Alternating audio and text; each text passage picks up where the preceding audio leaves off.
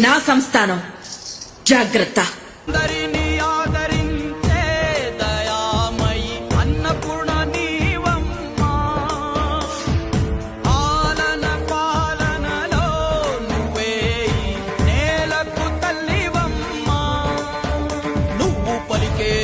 తిరుగులేని వేదం నువ్వు చేసేదే ఎదురులేని చట్టం ఓర్పులోన ధరణి మాతవమ్మా తీర్పులోన ధర్మమూర్తివమ్మా. ఇది నా సంస్థానం జాగ్రత్త. జయ జమ్మ